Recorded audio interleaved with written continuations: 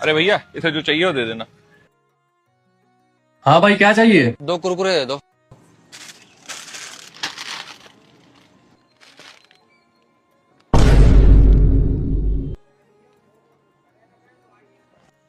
भैया ले लिए।